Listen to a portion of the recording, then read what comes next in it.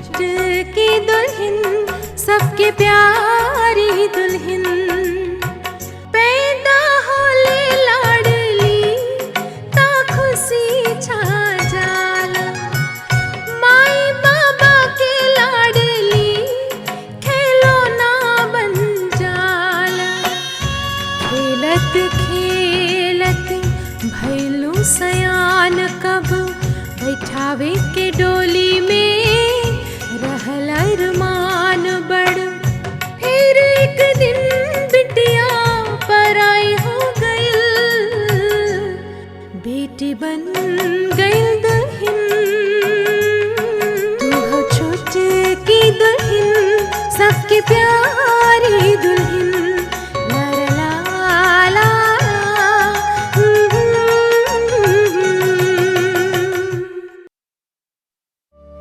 जहाँ तक खबर भई तू लोगों के ना बतावल के तो हम सोचली तुम लोगों के टेंटना कर दी यानी कि सरप्राइज दे दी। अगर तू मेल मिलाप से ना रहबू हमार बात ना मनबू तो दोबारा तुम्हें इस घर में एंट्री ना लेवे दे। तोहरा वो भुच्चर देहातिन लागत या माई बाबूजी के सुंदर सुशील संस्कारी तक हमार बहन मोनिका सुंदर देखे। कभी कभी तो ऐसा लगा था कि तोहरा के अब हमारे साथ भी अच्छा ना लगा। फिर कभी ऐसा बात अपना मुंह से निकालिए मत।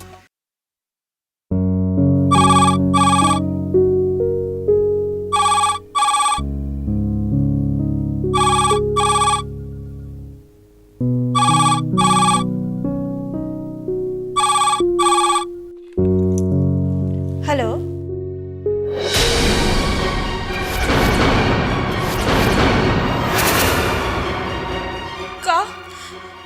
बाबूजी के हार्ट अटैक हो गइल बा? कब कैसे?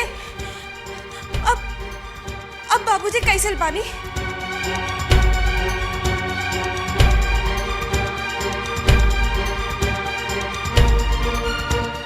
अच्छा ठीक बा।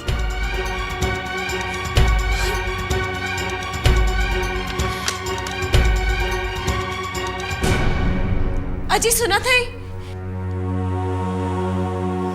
का बिंदिया केकर फोन रहे? बाबूजी की तबीयत खराब हो गई बा, हमने के चले के पड़ी। का हो गल बा बाबूजी के? दिल का दौरा पड़ गई बा। कब कैसे? काले कैसे पड़ी ई ना पूछ ली, बस जल्दी करी, गाड़ी से कम समय लागी। हाँ आवा, तू तैयार हो जा। तैयार का होके कबा 2 जोड़ा साड़ी रख लेते बस हो जाए, जल्दी करा। तावा जल्दी, हम गाड़ी निकालत है।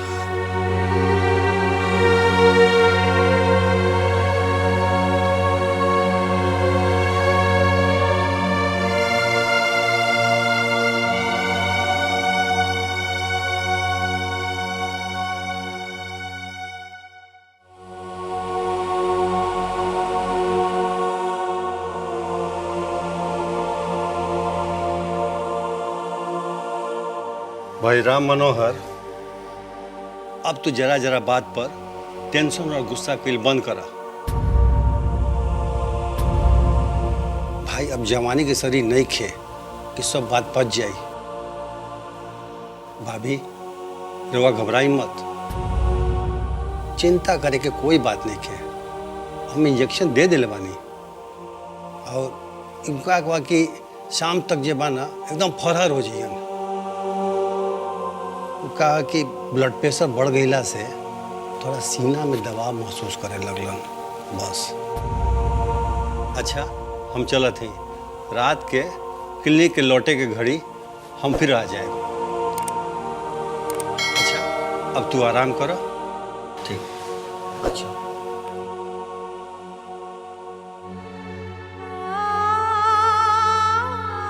अब कैसे बुझाता जी?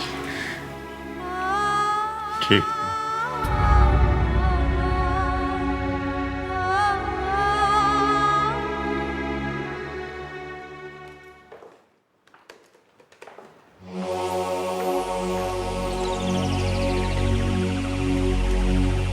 केकरा के फोन करत बाड़ा जी?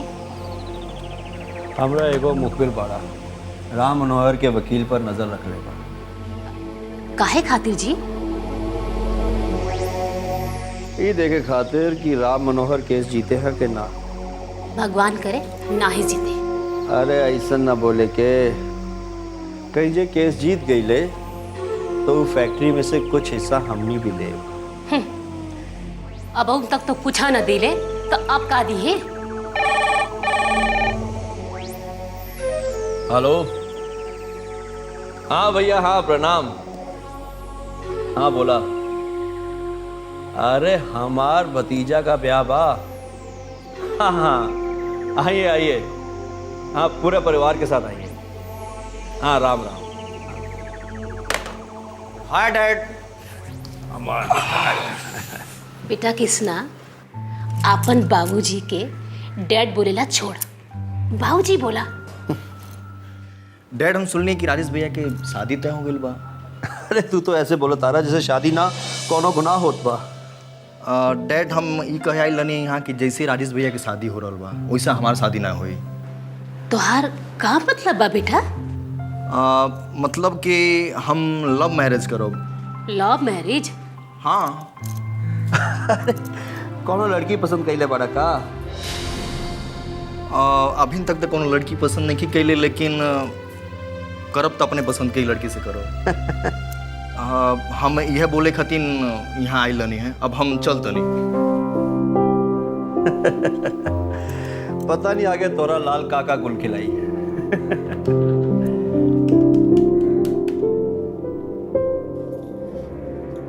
बाबूजी। अरे बिंदिया हमार बेटी, मेहमान भी आयल बाड़न। बैठा बैठा। क्या हो गई बाबूजी? तबीयत कैसे खराब हो गई? तबीयत खराब होए का कोनो कारण होला? अरे बुढ़ापे का शरीर तो वैसे ही रोग के खान होला बेटी। रउआ हमरा से झूठ बोले तानी। संयम से रहवे वाले आदमी के शरीर रोग के खान ना होला। रउआ जरूर कोनो टेंशन होला। अरे ना हो बिटिया, भला हम कौनो बात का टेंशन ले। अच्छा ये बतावा कि हमार बिटिया कैसन बाड़ू? हम ठीक बानी। अभी राउर तबीयत कैसन बा? अरे एकदम चकाचक, बहुत बढ़िया। अब हमार बिटिया आ गईलू तो एकदम फर्स्ट क्लास, फर्स्ट हो गए। तबीयत कब खराब भइल बाबूजी? काल ऐसे ही ब्लड प्रेशर हो गए रहे। तू तोहार माई के तो जाने लू कितना जल्दी घबरा जाती। बस तो लोगन के फोन करके बुला लेलन, परेशान कर देलन। बाबूजी परेशान गैर होला, जो आपन होला उ ना तो कभी परेशान होला ना ही अपन आदमी के परेशान करेला। रउआ बात से हमरा ई बुझा गई, रउआ हमरा के पराया बुझीला। अरे ना बेटी ना, तोहरा के का हम पराया बुझब? माँ भी पराया कर देले बाड़ी। अरे ई का कहता रो, जेकरा हम 9 महीना अपने कोख में पल्ली, पाल पोस के इतना बड़ा कैली, बियाह करके कन्यादान कैली, ओकरा हम पराया कर दे अपना अंग के? अगर ई बात ना हा तो बाबूजी की तबीयत काले खराब हुई और तू आज खबर दे लू। हम सोचली कि तबीयत तनी संभर जाए तो खबर कही दे, यही से। अब हम आ गई। देखे हम अपन बाबूजी की तबीयत पहले जैसे ठीक कर देता नहीं। काहे बाबूजी? बिटिया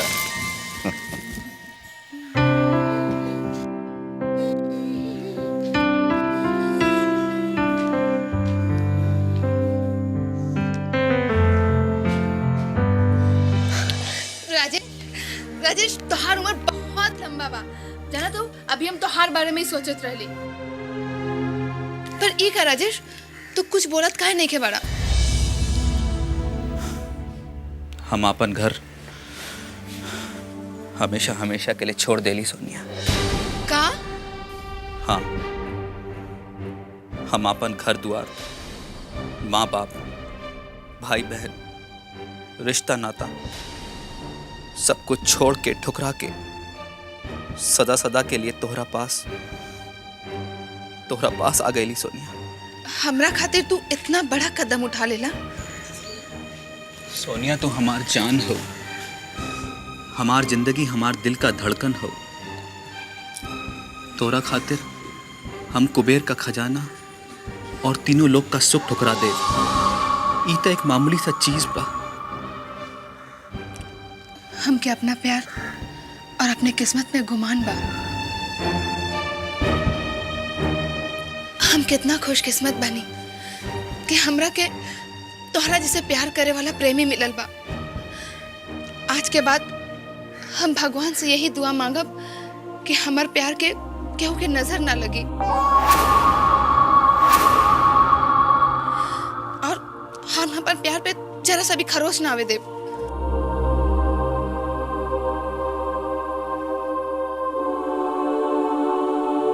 सोनिया, हम बहुत अकेला हो गईली,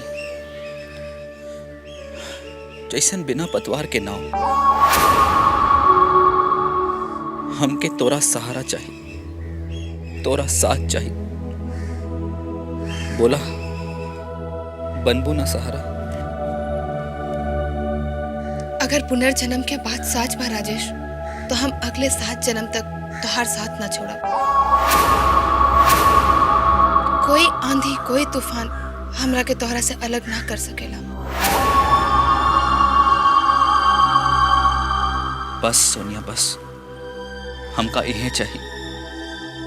यही विश्वास पर हम सब कुछ छोड़कर तोरा पास आ गए ली।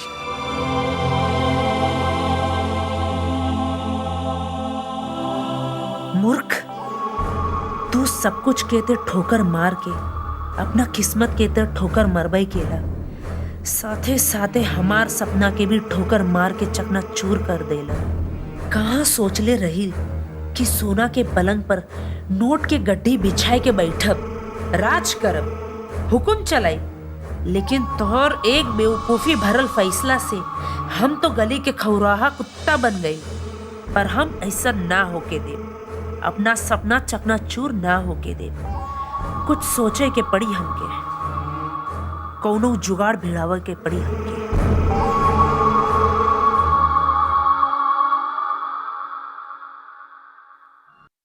माँ, बाबूजी इतना स्वस्थ बाड़न, इतना संयम से रहलन, फिर उनका हार्ट अटैक कैसे हो गया बा? डॉक्टर कहले कि ऐसा आदमी के कभी हार्ट अटैक ना होइले। फिर कैसे हो गए? कैसे बताएं बेटी? जरूर कौनो टेंशन भइल होई। भाभी कुछ कह देली का? नहीं, उनकर तो बात सुने के आदत पड़ गई बा। तब का हो गई? के का कह देलस? राजेश के शादी लेके बात चलत रहल, बस वही में बकझक हो गई। काहे? जहाँ तोहर बाबूजी राजेश के शादी तय कैलन, वहाँ राजेश नहीं खे चाहत। तोहर बाबूजी पूछलन लड़की में बुराई का है, तब मुंह लगले जवाब दे देलस। राजेश ऐसन कहलन? अरे जानते बाड़ू बेटी, तोहर बाबूजी राजेश के कितना प्यार करेलन। सबसे यही कहलन कि राजेश उनके सिद्धांत पे, उनके विचार पे एकदम इनकरे जैसे बाटे। अरे जौन लड़का आज तक अपने बाप के अद्धी जवान ना बोले हो, वह लड़का अपने बाप के आंख में आंख डाल करके जवाब दे दे, तो सोचा का बीतल हुई बाप के दिल पे। पर माए, राजेश ऐसा काहे कर देलन? केहू उनका के कुछ कर वर के कुछ खिला देलन का जाने बेटी, पर उनकरा बातचीत से ई जरूर पता लगल है कि कोनो और लड़की से ब्याह करल चाहत हवे। राजेश और प्यार? का नाम है लड़की के? नाम तो सोनिया है, पर जात पात खानदान केहू के कुछ पता ना। अरे तू तो जानत हो कि दूध के जरल माठा भी फूक फूक के पिएला। अरे एक जनी के ला के तोहर बाबूजी कुड़ते बारन, अब दूसर को जनी के ला के अपनी जिंदगी नरक तो ना बनेंगे है ना। बाकी राजेश जो कैलन वो ठीक ना कैलन माई। अरे तो तोहर बाबूजी कौन ठीक कैलन? कह देलन कि अपने मन से करे बा तो निकल जाए घर छोड़ के। अरे जोश में आकर हमार लड़का चल गई। का जाने बेटे हमार लड़का कहाँ है? हम उनका के कहे पता लगावे के। हम उनका के बुलावत है। मत रो माई, मत रो।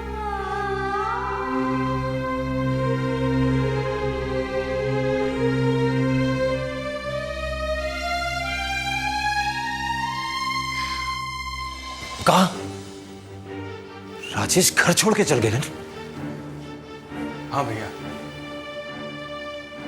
कल बाबूजी से तनिक बहस हो गई, बस। पर कहां चल गए? ये तो घर में केहू को पता नहीं के, पर हाँ, घर छोड़ के जाए के कारण बाप उनका शादी।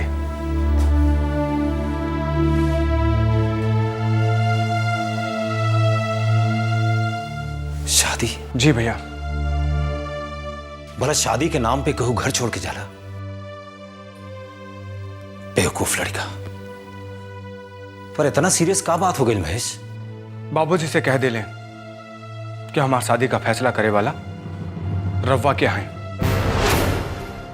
हम वही लड़के से शादी करब जकरा के हम पसंद करें। बस यहाँ पर बाबूजी भी उखड़ गए और खीस के मारे कह दिली कि अगर तुहार अपन मन के करबे तो तुहार ये घर में कौनो जगह नहीं है। बस वो आगा देखी ना पाछा निकल गई घर छोड़कर। वो कौना लड़की के पसंद कैले बा? कवनो सोनिया नाम की लड़की से प्यार करेलन, ओकरा से शादी करेल चाहत रहन। ये प्यार वार के चक्कर जिना करवावे। ओकरा दोस्त साथी के यहाँ जाके देखा ला? सगरो देख आइले, पर कहीं पता ना चले। कहाँ जा सकेला? खैर तो चिंता ना कर, मन शांत हुई तो अपने चलाई। हम जानते ओकरा मन के, जानते घर से दूर अधिक दिन ले ना रह सके। और हां, जब आवे नू तो तनी ओकरा कान पकड़ के हमरा लगे ले आइए, हम ओकरा दिमाग सही करब। आजकल के लइकन के कुछ भी कहल अपराध बा। अपने ते परेशान भइबे कई, सारा घर के परेशान कर दिया सी लड़का। जा जाके ओकर डायरी में से कुछ नंबर नंबर लेके फोन कर, शायद पता चल जाए। जी भैया।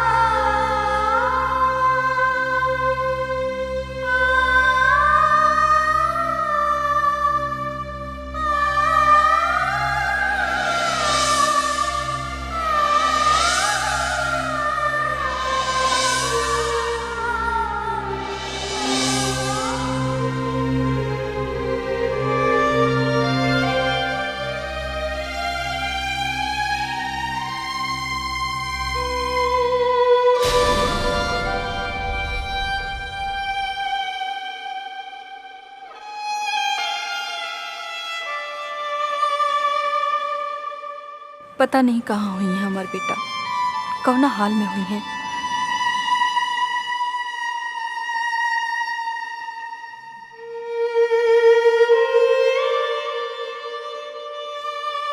नरेश के माई, ऐसा कब तक जागत रहबू? कब तक बाट जोहत रहबू? जब तक हमर लाल हमरे आंखें के सामने ना आ जाइए तो हर तबीयत बिगड़ जाए। हमरे लड़का से बढ़कर हमार तबीयत नहीं खे।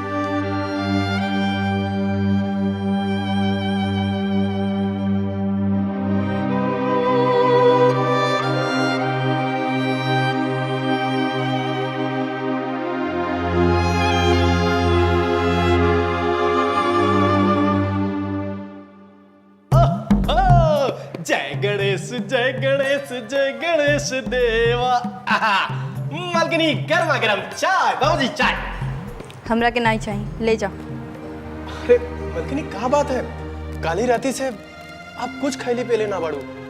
नाई खैला पियला से मुँह अब नहीं। अन्न जल त्यागला से राजेश वापिस आ जाई हैं कहा, या तू दुनिया के ही देखात बानी कि तोरा मन में राजेश खातिर अधिक लगाव बा। लोग के जनावे खातिर नहीं, अपना मन के आग बुझावे खातिर करत है। अरे रउआ का जानब माँ के ममता। देखा राजा रानी, राजेश के गैला से हम खुश नहीं थे, हमहू के दुख बा। अगर दुख हो तो ऐसा ना कहती। अरे गलती हो गई भाई, गलती हो गई। आज से हम कुछ ना बोला, ये बात पक्का बा। घर में चाहे आग लग जाए, बजर पड़ जाए, हम बिल्कुल चुप रहो। अब कम से कम चाय तो पी ला। मालकिनी